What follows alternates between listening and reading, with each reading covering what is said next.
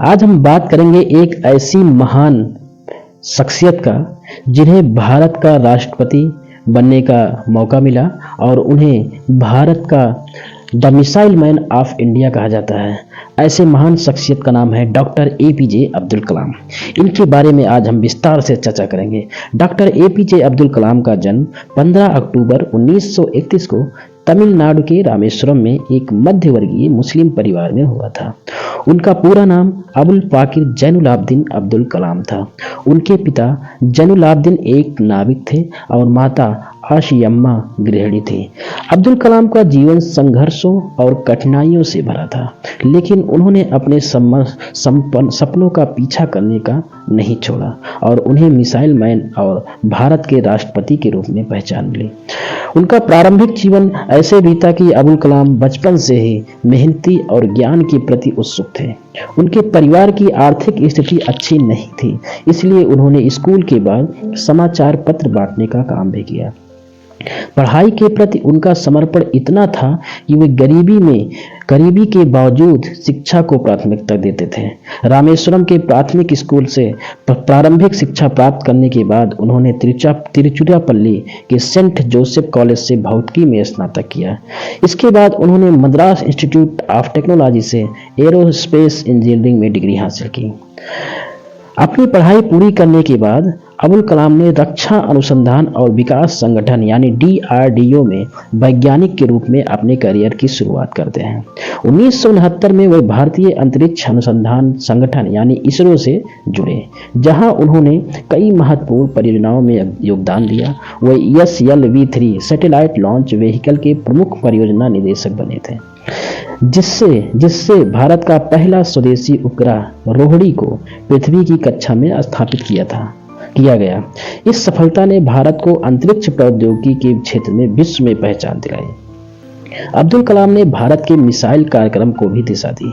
उन्होंने अग्नि और पृथ्वी जैसी मिसाइलों के विकास में प्रमुख भूमिका निभाई, जिसके कारण उन्हें मिसाइल मैन कहा जाने लगा। वर्ष 1998 में पोखरण सेकंड परमाणु परीक्षणों में भी उनकी प्रमुख भूमिका थी, जिसने भारत को परमाणु शक्ति संपन्न राष्ट्रों की सूची में शामिल कर दिया। 2002 में एपीजे अब्दुल कलाम भारत के 11वें राष्ट्रपति बने। उनका राष्ट्रपति का कार्यकाल सन 2002 से 2007 तक चला। इस दौरान उन्होंने जनता के राष्ट्रपति के रूप में अपनी पहचान बनाई और युवाओं के बीच विशेष रूप से लोकप्रिय रहे। राष्ट्रपति पद पर रहते हुए हमेशा वे देश के विकास और युवाओं की उन्नति के बारे में सोचते रहे। माननीय अब्दुल कलाम के कुछ महत्वपूर्ण प्रेरणादायक किताबें हैं, जैसे कि विंग्स ऑफ फायर, इंडिया 2020 और इग्नाइटेड माइंड्स। ये महत्वपूर्ण उनकी किताबें हैं। उनकी आत्मकथा विंग्स ऑफ फायर लाखों लोगों के लिए प्रेरणा स्रोत बनी। उनका मानना था कि शिक्षा ही वह माध्यम है जो किसी व्यक्ति को उसकी सीमाओं से परे ले जा सकता है। उनका निधन 27 जुलाई 2015 को उनका निधन हो गया, जो उस समय वो शिलांग में एक व्याख्यान दे रहे थे। अपने अंतिम समय में भी वो युवा पीढ़ी को प्रेरित करने और देश की प्रगति के बारे में सोचते रहे। डॉक्टर एपीजे अब्दुल कलाम के जीवन की एक घटना जिसे बहुत कम लोग जानते हैं, उनकी सादगी और दूसरों के प्रति उनकी करुणा को उजागर करती है। यह घटना तब की है जब वे भारत के राष्ट्रपति थे। राष्ट्रपति बनने के बाद भी अब्दुल कलाम ने अपनी सादगी और सेवा भाव कभी नहीं छोड़ा। एक बार जब वह राष्ट्रपति भवन में रहते थे तो उन्होंने देखा कि वहां के कर्मचारियों के लिए एक विशेष डिनर का आयोजन किया गया था। इसमें राष्ट्रपति भवन के रसोइयों और सफाई कर्मियों सहित सभी लोग शामिल थे।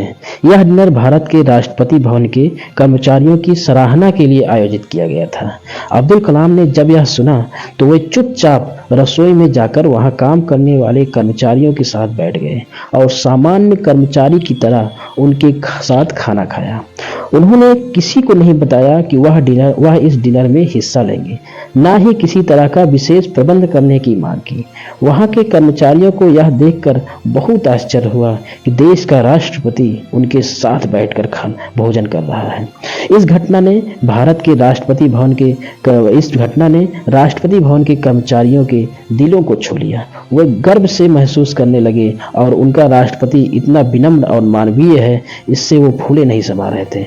अब्दुल कलाम का मानना था कि हर व्यक्ति चाहे वह किसी भी स्थिति में हो समान रूप से समान सम्मान का हकदार है।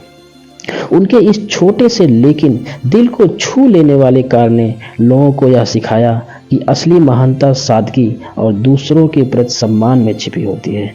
यह घटना इस बात का प्रतीक है कि अब्दुल कलाम केवल एक महान वैज्ञानिक और नेता ही नहीं बल्कि एक अद्भुत इंसान भी थे जिन्होंने हमेशा इंसानियत और सेवा को प्राथमिकता दी। माननीय अब्दुल कलाम के कुछ महत्वपूर्ण विचार थे, जैसे सपने वे नहीं होते जो हम सोते वक्त देखते हैं, सपने वे होते हैं जो हमें सोने नहीं देते। अगर आप सूर्य की तरह चमकना चाहते हैं तो पहले सूर्य की तरह जलना सीखें। किसी भी काम को पूरी लगन और मेहनत और ईमानदारी से करो, सफलता अपने आप आपके पास आएगी। अपना भविष्य था वे एक महान विभूति के रूप में हमारे भारतीयों के दिलों में सदा राज करेंगे। इसी प्रकार मिलेंगे हम अगली कड़ी में, तब तक के लिए जय हिंद, जय भारत।